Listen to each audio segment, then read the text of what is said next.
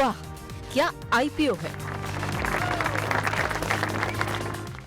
Mahesh sir, जंग वाला सिलसिला पूरा खत्म हो गया। उम्मीद यही है कि सीज फायर अब ये युद्ध विराम में युद्ध को पूरी तरह से बंद करने में भी कन्वर्ट हो जाएगी। इस 2 हफ्ते में इसको लेकर बातचीत हो जाएगी। आरबीआई की पॉलिसी भी आ गई। अब रिजल्ट्स मेन ट्रिगर हैं और उसके साथ साथ जो प्राइमरी मार्केट में कुछ आईपीओज आ रहे हैं उनमें शायद मोमेंटम पॉजिटिव साइड पर बन रहा है। सर, 2 आईपीओ हमारे सामने खड़े हैं।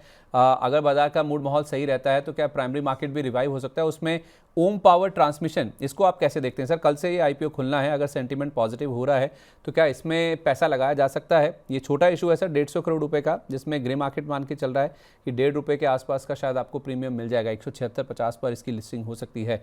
सर, आपने इसको अगर रीड किया हो तो ट्रांसमिशन स्पेस में वैसे भी कंपनियां अवेलेबल हैं, उन सब के कंपैरिजन में ये कंपनी कहाँ खड़ी है? क्या इसमें पैसा लगाया जा सकता है? देखिए, स्मॉल कैप मार्केट कैप है। यहाँ पे कुछ ज्यादा कुछ अट्रैक्टिवनेस फिलहाल दिखाई नहीं दे रही है। और मुझे कुछ अच्छा खासा स्पेस या अभी के हिसाब से अगर देखें तो कोई ज्यादा अट्रैक्टिवनेस मुझे प्राइस वाइज भी दिखाई नहीं दी। हम्म। तो मेरे हिसाब से वेट एंड वॉच करेंगे, क्या सब्सक्रिप्शन फिगर आता है उसके ऊपर कॉल है। लेकिन फिलहाल ये ग्रे मार्केट के हिसाब से और पर्टिकुलर चीजों को देख के यहाँ पे फिलहाल न्यूट्रली व्यू है। यहाँ पे कुछ ज्यादा मेरे को नहीं लगता कि आगे कुछ न कुछ ज्यादा इसके अंदर अपने को देखने को मिलेगा। यहाँ पे फिलहाल न्यूट्रल व्यू रखा हुआ है। मतलब इसमें लिस्टिंग गेन या फिर लंबी अवधि के लिए पैसा ना लगाया जाए तो ज़्यादा बेटर है? डेफिनेटली अभी के हिसाब से चीजें मार्केट के अंदर चीजें अच्छी खासी लो पी पे अवेलेबल है। तो जहाँ पे गुंजाइश नहीं है मोमेंटम की, यहाँ पे 5 दिन का पैसा भी ब्लॉक होगा, जबकि यहाँ पे एक एक दिन में वही पैसा थोड़ा ठीक ठाक कर रहा है। तो मेरे हिसाब से वो टाइम के अंदर न्यूट्रल व्यू है। ये टाइप के आईपीओ से जहाँ पे स्पेस बने, जहाँ पे आपको 20 25 30% की अपसाइड मिले, हम्म। तो वहां पे एक आईपीओ के अंदर लगाना रीजनेबल रहता है। यहाँ पे एक मोमेंटम नहीं है। ग्रे मार्केट भी आप देख लीजिए, कुछ ना कुछ इंडिकेशन उससे भी आइडिया आ ही जाता है। हम्म। बट मेरे हिसाब से चीजें उतनी अट्रैक्टिव यहाँ पे दिखाई नहीं दे रही, इसके लिए न्यूट्रल व्यू। तो सर, इस स्पेस में या फिर इसी से जुड़ी हुई कोई पीयर कंपनी जो आपको काफ़ी अट्रैक्टिव लगती हो, जब आप वैल्यूएशन की बात कर रहे हैं कि काफ़ी अच्छे हैं?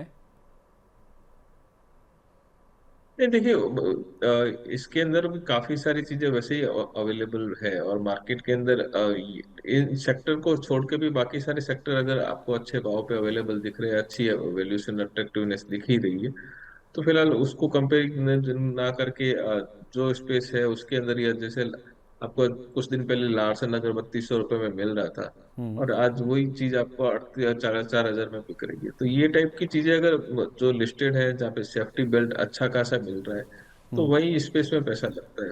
तो मेरे हिसाब से अभी लार्ज कैप में अभी भी आपसे थोड़ी अपसाइड की गुंजाइश है। वहाँ पे मौके आराम से मिल रहे हैं। तो वही चीजों को ध्यान में रखा जाएगा, ज्यादा बेटर रहेगा। तो सर, आपकी बात को अगर मैं सही समझा हूं तो क्या ज़्यादा फोकस अभी लार्ज कैप्स पे होना चाहिए as compared to mid cap small cap? लेकिन डेफिनेटली लार्ज कैप में आप देखिए, देख ही लीजिए कि करेक्शन हुआ है। और सबसे पहले ही जो है मोमेंटम भी लार्ज कैप में ही आया है।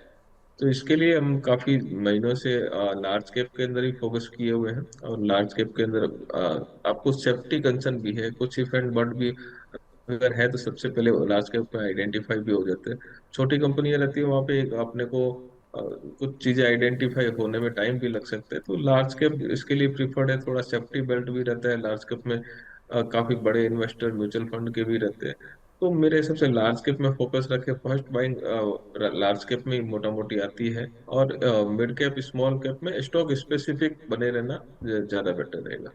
चलिए, ठीक है। ओके, फोकस लार्ज कैप पे ज़्यादा रखें, ज़्यादा बेटर रहेगा। अच्छा sir, property share investment trust, इसका ये रीट है और इसका आईपीओ खुलने वाला है 10 तारीख को। 10 से 16 तारीख तक खुला रहेगा।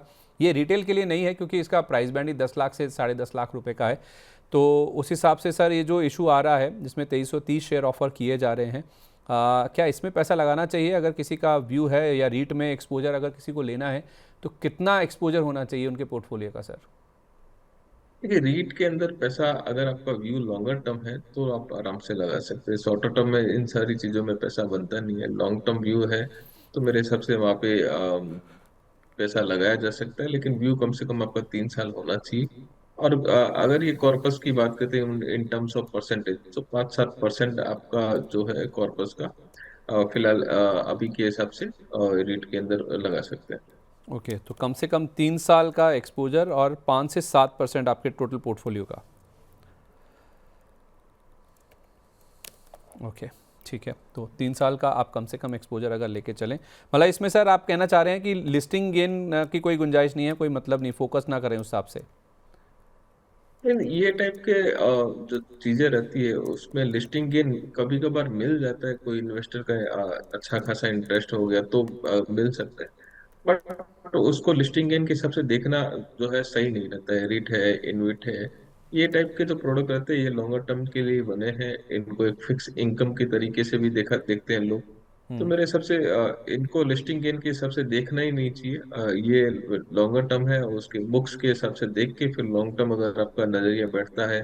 और ये रिटेल के लिए होता भी नहीं है प्रोडक्ट, ये सारे प्रोडक्ट HNI अल्ट्रा HNI के लिए बेसिकली प्रिपेयर किए हुए हैं।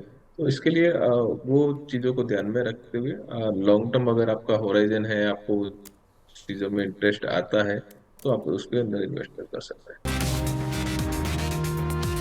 वाह, क्या आईपीओ है।